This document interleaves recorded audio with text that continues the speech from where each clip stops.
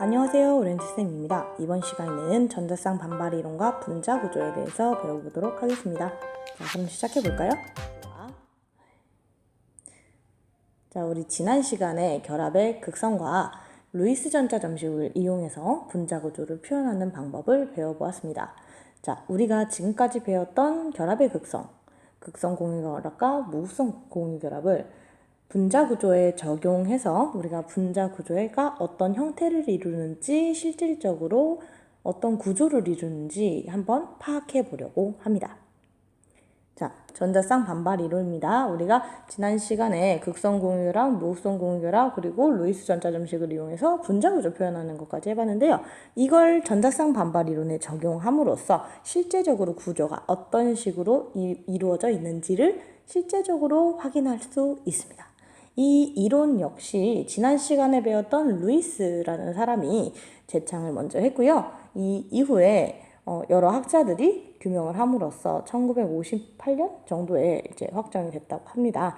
그래서 전자쌍 반발 이론의 가장 중심 포인트는 무엇이냐? 중심 원자를 둘러싼 전자쌍들은 가능한 멀리 떨어져서 배치되려고 한다입니다. 가장 중심 이론이에요.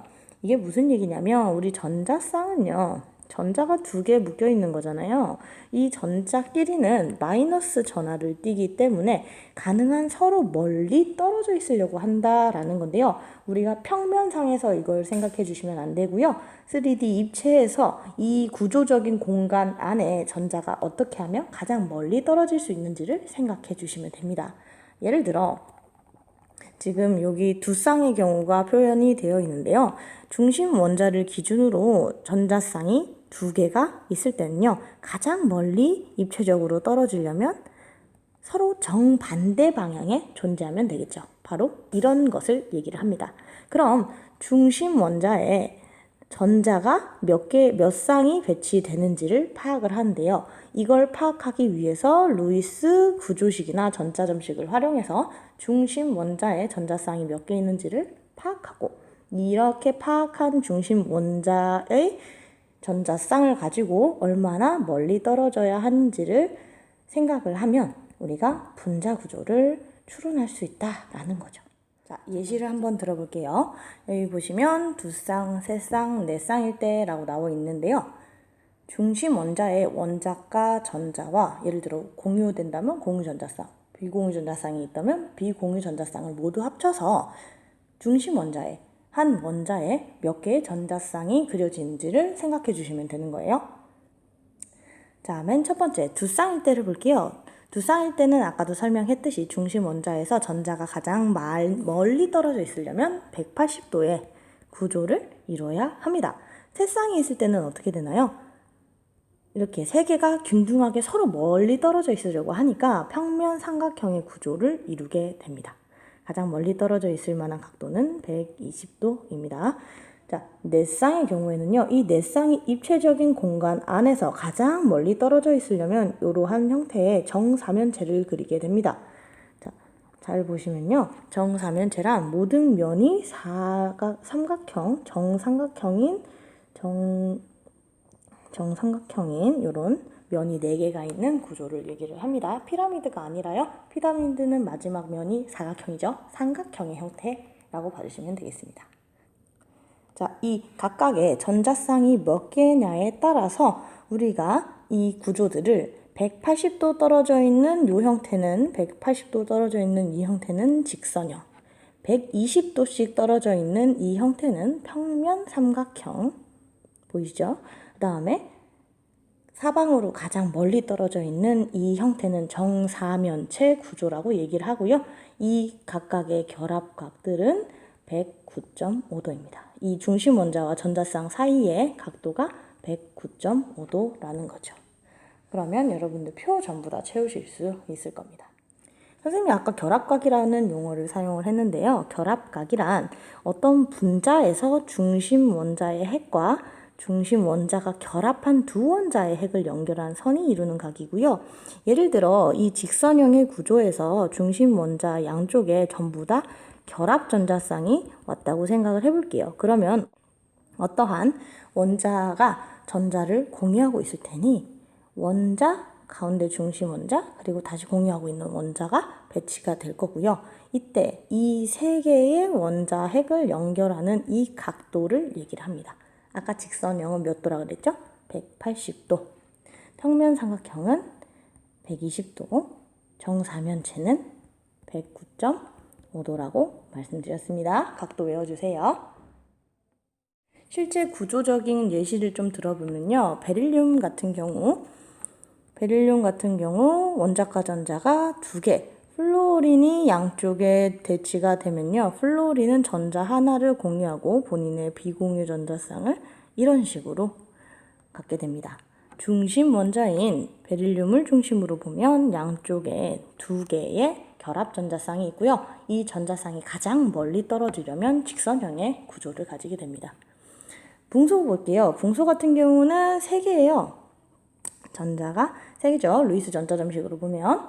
그리고 각각의 점들, 홀전자를 채우기 위해서, 홀전자 옆에 있는 빈 공간을 채우기 위해서 염소가 이와 같이 배치가 됩니다. 즉, 루이스 전자점식을 그려보면 결합 전자쌍이 총 3개가 되죠.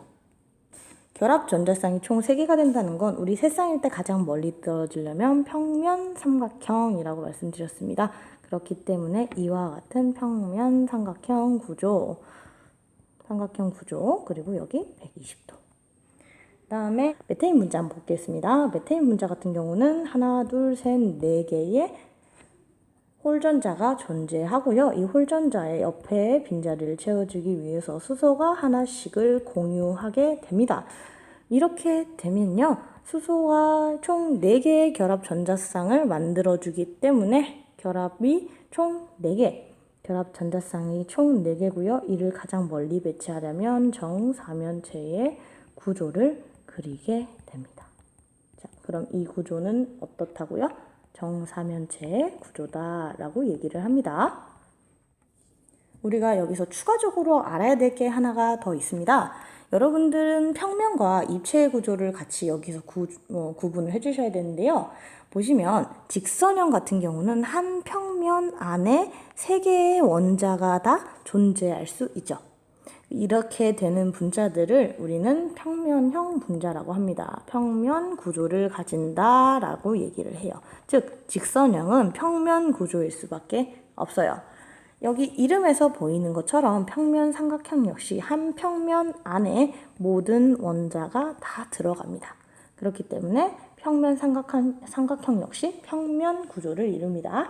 그리고 정사면체와 같은 경우는 한 평면 안에 모든 원자가 절대로 들어갈 수 없어요. 이런 구조를 우리는 입체 구조라고 얘기를 합니다. 프렌치에는 없지만 문제 풀 때 나오는 것 같더라고요. 그래서 같이 정리해 주시면 되겠습니다. 한 평면 안에 들어가는 거는 평면 구조, 한 평면 안에 들어가지 못하는 구조는 입체 구조라고 명명합니다. 그리고 좀 이상하다 싶은 분들 계실 텐데요. 우리 루이스 전자점식 그릴 때는 옥텟 규칙 만족하는데요 라고 얘기했는데 아까 얘는 2쌍, 얘는 3쌍으로 8개를 만족하지 않았어요. 이 부분에 있어서는 뒤에서 다시 설명을 드리겠습니다.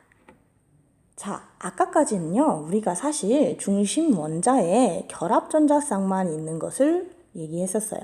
그런데 우리는 이미 알고 있습니다. 산소나 질소와 같은 구조를 가진 원자과 전자들은 총 6개, 그리고 5개로 비공유 전자쌍이 있는 분자도 있다는 거예요. 중심 원자에 비공유 전자쌍이 있을 때는 그럼 어떻게 분자 구조를 그려야 되는지 한번 보도록 하겠습니다. 우리 비공유 전자쌍이 있으면 고려해야 될 게 한 개 더 생겨요. 그 전까지 전자쌍 반발 이론에서 제일 중요한 거는 전자쌍끼리 반발하기 때문에 가능한 공간을 차지할 수 있도록 멀리 배치한다 요거였죠. 그러니까 이제는 비공유 전자쌍이라는 변인이 하나 더 들어왔기 때문에 한 개만 더 고려를 하겠습니다. 반발력 크기가 서로 다르다는 점이에요. 전자쌍 사이에. 우리 앞서 배웠듯이 공유 전자쌍에는 공유 전자쌍으로 나뉩니다. 공유하고 있는 것들은 원자가 서로 다른 원자가 모두 공유 전자쌍을 끌어당기고 있는 상황이고요. 비공유 전자쌍과 같은 경우는 한 원자만 얘를 차지하고 있으며 이를 끌어당기고 있습니다. 이런 요인 때문에 생기는 차이가 뭐냐면 비공유 전자쌍은 한 원자의 핵만 비공유 전자쌍을 끌어당기고 있어서 공간을 많이 차지해요. 반면에 공유 전자쌍 같은 경우는 두 원자 사이에 속해 있기 때문에 상대적으로 공간이 적습니다. 그렇게 따지면 서로 더 멀리 벌어지려는 습성이 바로 공유 전자쌍이 생기는데요. 공유 전자쌍과 공유 전자쌍이 만날 때는 부피가 큰 전자쌍 두 개가 만났다고 생각하시면 됩니다. 즉, 더 많이 벌어지려고 하고요. 반발력이 크게 작용을 합니다. 비공유랑 공유가 만났을 때는 상대적으로 비공유 전자쌍이 크기 때문에 좀 더 밀어내지만 비공유랑 비공유가 만났을 때보다는 다소 적게 반발하게 되죠. 공유 전자쌍과 공유 전자쌍이 반발할 때는 다소 작게 반발합니다. 어쨌든 반발은 진행하지만 그 차이가 발생한다라는 점 알아두시면 되겠습니다. 그럼 이걸 고려해서 한번 분자 구조를 파악해 보겠습니다. 자, 비공유 전자쌍이 한 개인 경우입니다. 암모니아 같은 경우는요, 질소에 비구 홀전자를 가장 많게 해서 루이스 전자 점식을 그려보면 이런 식으로 구조가 잡히죠. 이때 수소가 3개가 결합을 하게 되면요, 각각 하나씩 공유 전자쌍을 내놓고 하나, 둘, 3개의 단일 결합과 비공유 전자쌍 1개를 만듭니다. 원래 4개의 전자쌍이 중심 원자에 있으면 정사면체 구조를 이루어야 합니다. 문제는 정사면체는 모두 결합 전자쌍일 때를 정사면체라고 얘기한다는 점이죠. 그런데 비공유 전자쌍이 들어가자마자 상대적으로 다른 애들보다 더 큰 공간을 차지해서 밀어내리게 됩니다. 그럼 원래 정사면체의 각도인 109.5도보다 다소 작은 결합각을 가지게 되고요. 그 결합각을 가지는 구조를 우리는 삼각뿔 구조라고 얘기를 합니다. 삼각뿔인 이유는 정사면체는 균일하게 내변과 모든 모서리의 길이가 같아야 되지만 삼각뿔과 같은 경우는 좀 더 수소 원자가 아래로 치우쳐진 형태, 왜 비공유 전자쌍이 공간이 크게 차지해서 이렇게 구조를 이루게 됩니다. 실제적으로 여러분들 주의할 점, 비공유 전자쌍은 구조에서 영역을 차지하고 있지만 우리 분자 구조를 표현할 때는 비공유 전자쌍을 표현하지 않아요. 실제 구조는 이렇게 아래 삼각형이 3개 있는 이러한 형태를 띠게 됩니다. 자, 마지막으로 한 개 더. 삼각뿔 구조는 어떤 구조일까요? 평면일까요? 입체일까요? 당연히 입체에 해당합니다. 평면 구조라면 이 4개의 분자가 모두 다 같은 평면에 있어야 하지만 지금 위쪽에 질소 분자가 붕 떠 있죠. 이렇게 되기 때문에 입체 구조를 나타내게 됩니다. 자, 이번엔 비공유 전자쌍이 2개인 경우를 보겠습니다. 산소와 같은 경우인데요. 산소는 하나, 2개의 비공유 전자쌍과 호전자가 2개가 그려지고요. 이 호전자를 수소 원자에 전자를 하나 내놓음으로써 공유 결합을 2개 만듭니다. 그리고 비공유 전자쌍이 2개가 생기죠. 상대적으로 비공유 전자쌍이 1개 있던 질소보다 더 많은 각도를 밀어내리게 됩니다. 똑같이 4개의 전자쌍이 존재해서 정사면체여야 되지만 정사면체일 때보다 그리고 삼각뿔일 때보다 비공유 전자쌍이 더 많게 존재함으로써 밀어내리는 힘이 더 강하죠. 정사면체 원래 109.5도였던 거 기억하시죠? 이번에는 결합각이 104.5도로 삼각뿔보다도 다소 작게 나타나게 됩니다. 이런 구조를 우리는 구분형 구조라고 얘기를 합니다. 자, 구분형 구조에서 이 결합 구조는 어떤 형태를 가지나요? 평면인가요? 입체인가요? 아까 말씀드렸듯이 여러분 이 원자 3개가 평면 안에 다 들어올 수 있나요? 답은 네 입니다. 선생님, 여기 보시면 이렇게 입체로 삼각형으로 되어 있는데요. 실제적으로 비공유 전자쌍은 분자 구조에 속하지 못합니다. 분자 구조 현실적으로 표현했을 때는 전자는 없는 것처럼 표현이 되기 때문에 우리 이렇게 평면을 여기로 자르면 이 삼각형 안에 산소가 가운데, 수소가 모서리에, 꼭지점에 존재하게 되는 평면 안에 모두 들어가는 구조를 갖게 됩니다. 그래서 우리가 구분형 구조라고 얘기하는 건 평면 구조에 속합니다. 자, 그러면 아까 얘기했던 몇 가지 분자와 분자를 가지고 다시 예습해보면서 정리를 해보겠습니다.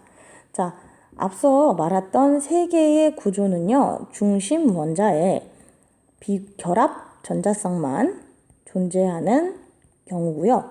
이 기본 구조에서 비공유 전자쌍이 추가된 두 가지 구조를 우리가 더 배운 거예요. 우리 아까 예시로 베릴륨과 붕소의 결합을 설명을 해봤는데요. 이 설명할 때 이상한 점 있다고 말씀드렸죠. 뭘 만족하지 않는다? 옥텟 규칙을 만족하지 않아요. 왜 그런가 우리 먼저 볼게요. 붕소와 같은 경우는 최외각 전자가 두 개라서 플루오린과 같은 결합 전자를 하나 내주고 공유 결합을 하는 이런 형태를 가지는데요. 붕소 같은 경우도 이렇게 세 개의 전자를 제공을 하고 한 개씩 전자를 제공받아 공유 결합을 이루는 형태를 보여줍니다. 이렇게 옥텟을 만족하지 않지만 결합을 하는 이유는 얘들이 가지고 있는 원자과 전자의 수가 제한적이기 때문인데요. 공유 결합을 통해서 얻을 수 있는 전자가 총 4개, 얘는 총 6개밖에 없기 때문에 이 친구들은 이 정도의 옥텟을 만족하지 않아도 8개의 전자를 만족하지 않아도 이것에 그냥 충족하고 안정한 결합물을 만듭니다. 이거에 대해서 추가적으로 반응을 하는 것은 여러분들 대학 가서 충분히 배우실 수 있습니다. 알아두셔야 될 거, 베릴륨과 붕소와 같은 경우는 원자과 전자의 개수 제한 때문에 여러분들 옥텟을 만족하기보다는 원자과 전자 공유된 것까지 합해서 4개, 얘는 공유된 것까지 합해서 6개의 전자를 그냥 만족하고 가는 거예요. 좀 더 어렵게 얘기를 하자면 굳이 1s에 채워져 있는 2개의 전자를 끌어올리는 것보다 바깥에 있는 전자를 조금 더 부족하게 채우는 게 에너지적으로 안정하기 때문인데요. 이런 설명까지는 필요 없을 것 같네요. 그냥 옥텟의 예외 2가지라고 꼭 기억해 두시면 좋겠습니다. 자, 이번엔 메테인입니다. 메테인 계속 나와요. 특히 탄소는 여러분들이 알고 있는 주기율표에서 가장 많은 결합을 하는 물질 중에 하나입니다. 총 결합의 개수 몇 개? 4개의 결합을 이루고요. 입체적인 구조를 루이스 구조식으로 표현해 보았을 때 이런 식의 형태를 나타내게 됩니다. 질소 같은 경우는 메테인과 동일하지만 한쪽이 결합 전자쌍이 아니라 비공유 전자쌍 그리고 나머지 3개의 결합 전자쌍으로 표현이 되고요. 산소는 비공유 전자쌍이 총 2개, 결합 전자쌍이 2개 이렇게 표현을 할 수 있습니다. 공유 전자쌍수 정리해 볼게요. 비공유 전자쌍수 같은 경우는 이 화합물이 가지고 있는 다른 플루오린의 전자수를 고려를 해보면 플루오린에는 하나, 둘, 셋, 넷, 다섯, 여섯. 하나, 둘, 셋, 넷, 다섯, 여섯. 총 3쌍씩, 3개, 하나, 둘, 셋, 3쌍씩 비공유 전자수를 가지니까 총 6개의 전자쌍수가 분자 안에 존재합니다. 공유 전자쌍 같은 경우는 결합의 수랑 같다 잊지 말아주세요. 결합의 수와 같습니다. 공유 결합의 수와 공유 결합 총 몇 개 있죠? 2개 있습니다. 그러면 우리가 이렇게 파악할 수 있겠네요. 동소 같은 경우에는 공유 결합이 3개 그리고 염소에 총 3개씩의 비공유 전자쌍이 존재하기 때문에 3 곱하기 3 해서 9개의 비공유 전자쌍이 존재합니다. 자, 이번엔 메테인입니다. 메테인 같은 경우는 비공유 전자쌍이 몇 개 있나요? 여러분 비공유 전자쌍 없지요? 왜요? 쌤 수소에는 없나요? 수소에 최대로 몇 개가 채워지죠? 2개가 채워지죠. 여러분 좀 의문을 가져본 적 없어요? 2개가 채워지는데 옥텟을 만족한다? 우리가 사실 옥텟은 8개라는 의미를 포함하고 있고요. 수소는 우리가 1s2 해서 2개까지 채워지는 것도 여러분 알고 있을 겁니다. 그래서 2개를 채워진다는 규칙을 우리는 듀의 규칙이라고 따로 부르기도 하는데요. 그냥 알아만 두시면 좋겠습니다. 수소와 헬륨 같은 경우는 2개가 채워지는 게 만족하고요. 이걸 우리는 듀의 규칙 이렇게 명명을 하기도 하더라고요. 참고사항입니다. 그래서 얘네 수소 같은 경우는 비공유 전자쌍 없고요. 탄소 같은 경우는 결합 전자쌍이 몇 개인 거예요? 4개, 즉 공유 결합 몇 개? 4개 존재하는 겁니다. 암모니아 볼게요. 암모니아 같은 경우는 수소에는 비공유 전자쌍 없고요. 질소에 1개, 산소에는 비공유 전자쌍 2개 이렇게 존재하게 됩니다. 공유 전자쌍의 수 같은 경우는 공유 결합의 수와 동일하고 암모니아 같은 경우는 공유 결합이 3개, 물과 같은 경우는 공유 결합이 2개 존재하게 됩니다. 자, 우리가 차근차근 루이스 전자점식이나 루이스 구조식을 그린 후에 분자 구조가 실제적으로 어떻게 되어 있는지 알기 위해서는 중심 원자의 전자쌍 수를 먼저 세고요. 그 중에 공유 결합, 비공유 전자쌍이 존재하는지를 봄으로써 판단할 수 있다고 그랬죠. 중심 원자의 총 전자쌍 수는요. 베릴륨 예외라서 2개, 붕소 예외라서 3개. 이 친구 같은 경우는 4개, 4개, 4개. 우리가 이렇게 얘기를 합니다. 다 4개이지만 암모니아 같은 경우는 비공유 전자쌍이 하나라서 삼각뿔, 그리고 얘는 구분형. 우리가 이렇게 얘기를 하죠. 우리 한번 채워봅시다. 결합각 혹시 다 외웠나요? 여러분 2개가 서로 제일 멀리 떨어져 있으려면 180도, 3개가 가장 멀리 떨어져 있으려면 120도, 4개의 결합 전자쌍이 가장 멀리 떨어져 있으려면 109.5도, 109.5도에서 하나가 결합 전자쌍이 아니라 비공유 전자쌍일 때 밀어내리기 때문에 107도, 2개가 밀어내리면 더 작아져서 104.5도의 결합을 이룹니다. 그리고 각각의 분자 구조를 우리가 정확하게 명명하면 180도를 이루는 이런 구조는 직선형, 120도를 이루는 이 구조는 평면 삼각형, 우리가 중심 원자의 총 원자수가 4개라서 형태가 나타나는 109.5도의 결합을 가지는 구조는 정사면체, 한 개의 비공유 전자쌍으로 인해서 만들어지는 구조, 삼각뿔입니다.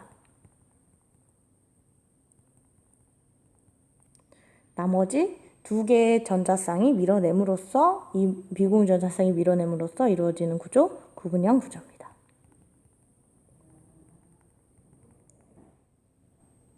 이렇게 정리하시면 되겠습니다.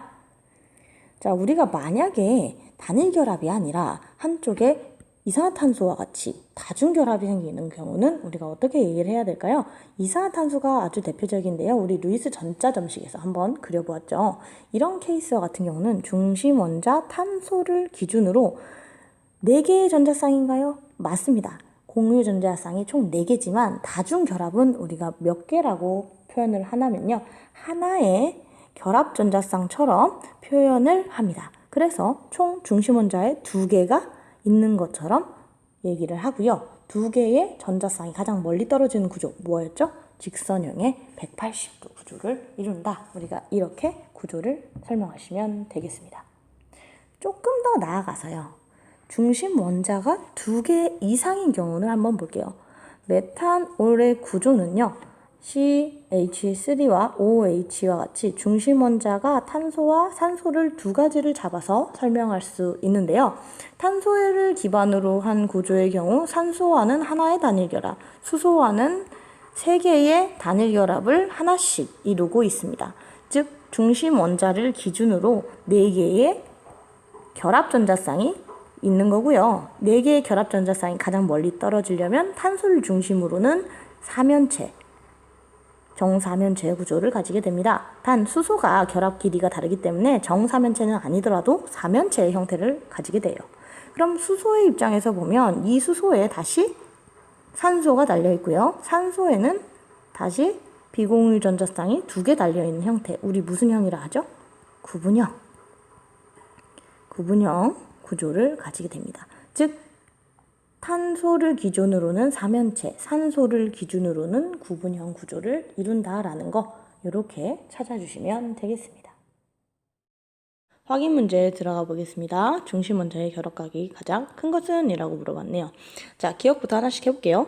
탄소 같은 경우는 공유결합 4개를 이루면서 하나씩 플로린, 플로린, 플로린, 플로린 이렇게 해서 4개의 결합 전자쌍이 서로 가장 멀리 반발하게 되는 정사면체 구조를 가집니다. 여러분들 주의할 점이 하나 있는데요. 정이라는 의미는 4개의 결합이 모두 다 똑같다, 균이랑 길이 뭐 이런 걸 포함하고 있기 때문에 만약에 하나라도 다른 원자로 대체되게 된다면요. 사실 정사면체가 아니라 사면체 구조라고 하는 게 가장 정확한 표현 방법입니다. 앞에서도 얘기했듯이 하나라도 조금 달라지지만 결합 구조가 4개를 균일하게 이루고 있는 것, 결합 전자쌍이 4개인 것들은 사면체인데 그 결합이 모두 다 동등한 원자로 이루어져 있을 때는 정사면체라는 걸 붙이는 거예요. 그것만 주의하고 갑시다. 이때의 결합각은 역시나 109.5도입니다. 자, 니은으로 가볼게요. 우리 암모니아 어떤 구조였죠? 많이 했죠? 삼각뿔 구조, 한쪽에 비공유전자쌍. 자, 각도는 107도. 기억하시죠? 자, 이산화탄소입니다. 우리 다중결합 있는 거는 결합쌍 하나로 친다. 결합전자쌍 하나로 친다. 그래서 2개가 가장 멀리 떨어져 있는 각도 180도입니다. 이번엔 물이죠. 물은 무슨 형? 구분형 구조, 비공유전자쌍이 몇 개? 2개. 그래서 각도는 104.5도. 우리가 결합각이 가장 큰 것은 누구? 이산화탄소가 됩니다. 확인 문제 2번으로 가보겠습니다. 모든 원자가 동일한 평면에 존재하는 것을 있는 대로 골라보자. 다른 말로 무슨 구조인 거? 평면 구조인 것들을 골라라 라는 거죠. 우리 앞서서 몇 가지 정리해서 배워봤습니다. 자, 수소 분자 같은 경우는 수소랑 수소가 사이의 단일 결합 이원자 분자의 경우이기 때문에 직선형을 띱니다. 쌤, 얘는 누구가 중심 원자인가요? 중심 원자가 없는 거죠. 이 원자 분자라는 건요. 정리해 두시면 좋을 것 같아요. 2개의 원자가 결합해서 분자의 구조를 이루고 있는 형태라는 것을 얘기를 하고요. 2개가 뭔가가 서로 다른 게 2개가 붙든 같은 게 2개가 붙든 2개가 붙어 있으려면 항상 무슨 구조일까요? 직선형 구조가 되겠습니다. 그렇죠? 그래서 이 원자 분자 중에 같은 게 2개 붙어 있는 것은 우리가 동핵 원자, 이 원자 분자 이렇게 어렵게 얘기도 하는데요. 그냥 간단하게 동일한 원자가 2개 붙어 있는 거, 동일한 원자가 이 원자 분자를 이루고 있다. 이렇게 생각해 주시면 되겠습니다. 이 원자 분자는 무슨 형? 직선형에 해당합니다. 자, 이번에는 붕소 우리 연습했었죠. 옥텟을 만족하지 않더라도 6개만 하더라도 우리가 안정한 구조를 이룬다라고 얘기를 했습니다. 3개의 결합 전자쌍이 가장 멀리 떨어져 있는 구조, 몇 도? 120도의 평면 삼각형.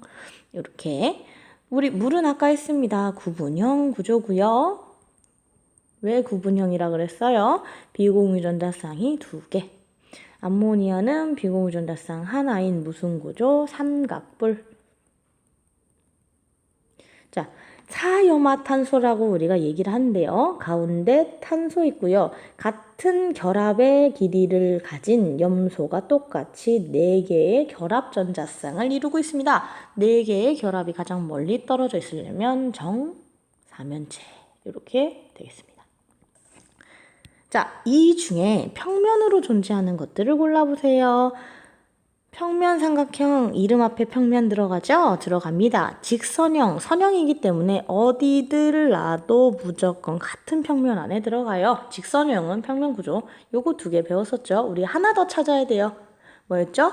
바로 구분형입니다. 우리가 분자 구조를 사실상 실제적으로 있는 분자 전자쌍의 구조를 얘기를 할 때는 비공유 전자쌍의 존재는 없는 것처럼 고려하기 때문에 얘네 둘, 하나, 둘, 셋 이렇게 원자 3개가 한 평면 안에 존재하게 되고요. 이거 평면 구조라 그랬습니다. 누구? 구분형. 그래서 평면 구조 하나, 둘, 3개 찾아주시면 되겠습니다. 자, 오늘은 그러면 전자쌍 반발 이론과 분자 구조를 이용해서 여러분들 분자 구조가 어떻게 이루어진지 찾아보았습니다. 자, 오늘은 여기까지 할게요.